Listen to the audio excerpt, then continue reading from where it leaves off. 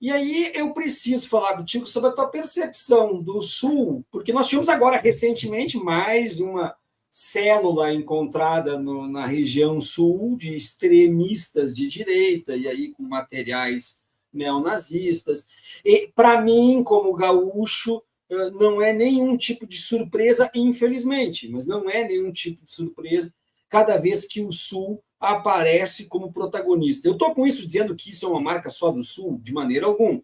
Eu estou apenas eu, como um sulista, não passando pano, não baixando cabeça, não fazendo vista grossa para esse tipo de situação. Tu, homem negro, político pelo Paraná, como é que está a situação do extremismo no Sul, ou na tua cidade, na tua região, de uma forma geral? Como é que está o extremismo? Quando eu digo geral, é porque eu quero transcender a discussão étnico-racial, ir para a questão de gênero, ir para a questão sexista, sexual, ir para as questões econômicas, de classe e tudo mais.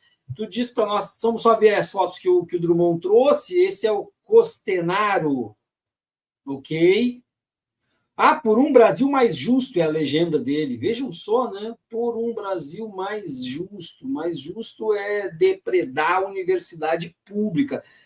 A coragem não é a ausência do medo, mas a capacidade de agir apesar do medo. Então, né?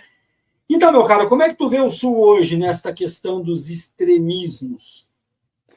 Olha que interessante, eu vi uma reportagem há pouco, essa semana, que dizia que a ABIN, ainda sob o comando do Heleno, lá dos bolsonaristas, a ABIN bolsonarista, já havia feito um relatório e demonstrado os riscos, né, dos grupos neonazistas dentro dos acampamentos golpistas. E o Bolsonaro não fez nada com isso, é claro. Depois, no governo Lula, teve algumas operações recentes.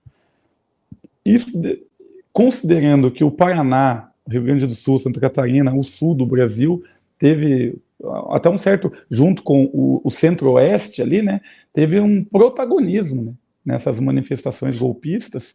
E por quê? Porque o sul reivindica para si uma ideia de primeiro mundo. E essa ideia de primeiro mundo, do sul é meu país, de nós levamos os outros nas costas, de que nós somos mais civilizados, mais inteligentes, que aqui não vige o voto de cabresto, aqui não tem coronéis, aqui as pessoas votam porque têm consciência política, entendimento, esclarecimento, e por isso votam no Bolsonaro, votam na direita e tal. Isso está absolutamente atrelado à reivindicação identitária do sul, né? O Sul se reivindica enquanto identidade racial, se reivindica enquanto europeu. A Curitiba, por muitos anos, tinha uma propaganda oficial de que era a capital europeia no Brasil. Smart City, que aqui era capital ecológica, que aqui as coisas eram o primeiro mundo, uma cidade de primeiro mundo. O que é o primeiro mundo? O primeiro mundo é Europa, Estados Unidos, né?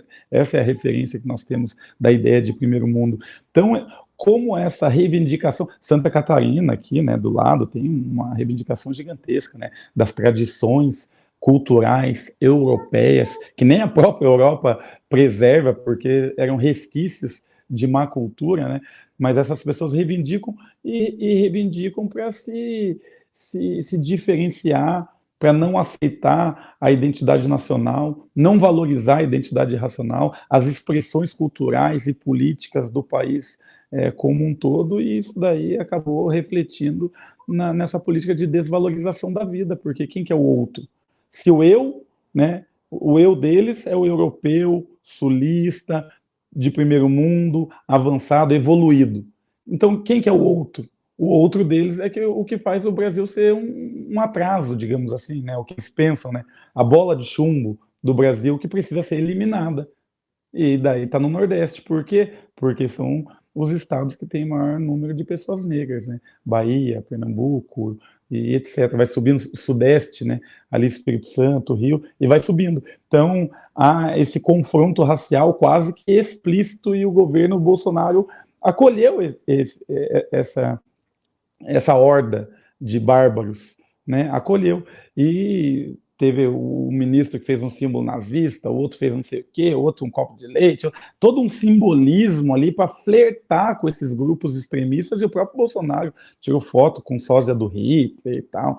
Então, isso despertou nas pessoas um senso de, opa, chegou a nossa hora, de pertencimento, de vamos aí, de o Brasil para os imigrantes, o Brasil do futuro é um Brasil europeu, e isso, na prática, promove uma política mais violenta, uma polícia mais violenta e uma justificativa das mortes das pessoas que são jovens, pobres, negros, de periferia, porque, em tese, elas são descartáveis ou são elimináveis, né? Sabe que a principal diferença que eu percebo depois que eu me mudei para o Rio de Janeiro é o fato de que no Sul eu via uma quantidade muito grande de racistas que não tinham medo de se dizerem racistas. E aqui no Rio de Janeiro eu não vejo isso. Essa característica do Sul sempre me preocupou muito. Essa falta de medo, essa falta de rubor diante do seu próprio preconceito. E esse europeísmo que tu muito bem colocaste, né? Essa ideia de que eu sou europeu. Antes que o chat de alguma forma entenda que eu estou generalizando e dizendo, não de maneira alguma, porque analisar a regra não é generalizar. Generalizar é justamente quando a gente pega a exceção e tenta transformar ela em regra. Dito isso, com 19 horas e 13 minutos, meu caro Renato, eu queria falar contigo um pouquinho sobre a radicalização do cristianismo de extrema-direita. Esse braço do fascismo, esse braço do reacionarismo, que tu bem colocaste algumas questões da simbologia do copo de leite, do símbolo fascista, etc, etc. Nós temos junto nos pilares disso um cristianismo que não dá nem para chamar de cristianismo, porque é ofender o próprio cristianismo e ofender o próprio Cristo.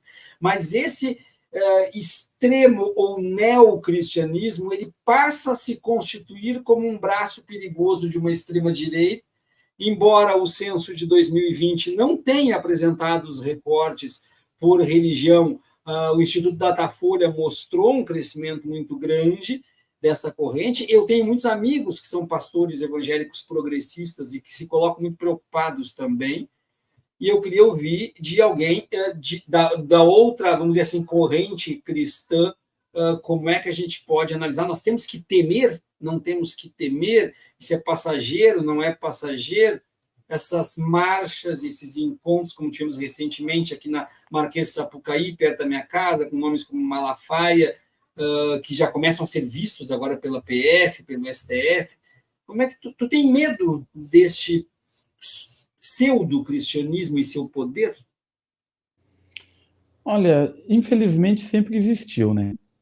Desde que o Estado romano fez do cristianismo a sua religião oficial, a hipocrisia religiosa tem dominado, mais ou menos, de acordo com o tempo.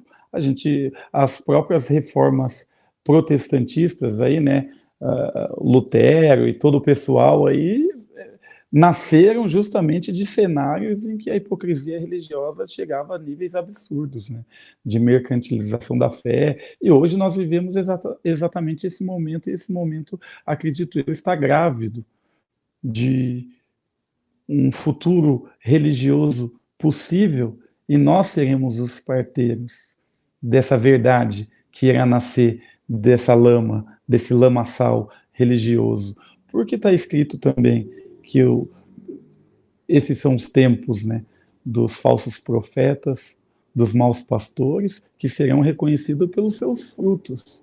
E quais foram os frutos do bolsonarismo, se não a morte?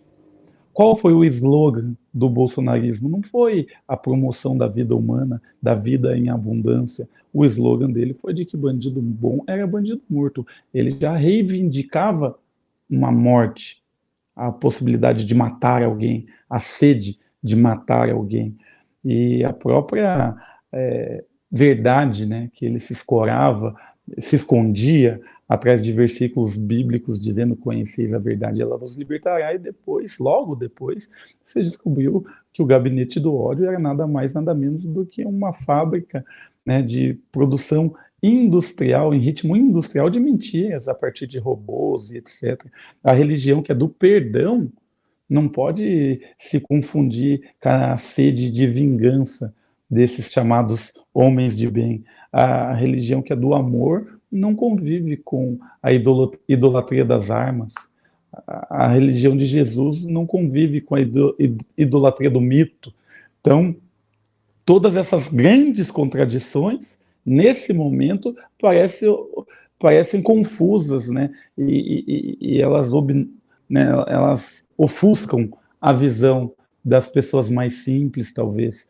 Mas nesse momento da história, nos próximos 5, 10 anos, acredito eu que nós teremos condições de estabelecer uma comunicação popular, genuína e ancorada na verdade, que vai fazer com que eles caiam um por um, como um dominó, né, nesse castelo de areia que eles construíram na beira da praia.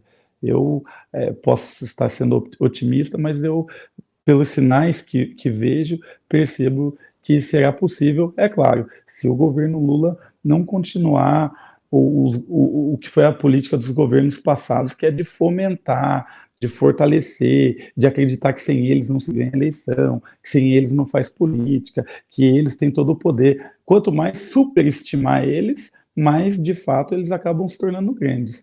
Mas se nós estabelecermos aí um embate de ideias no campo religioso, não pode ser no campo político estritamente racional. Nesse campo eles não precisam nem debater, porque eles não fazem parte desse campo.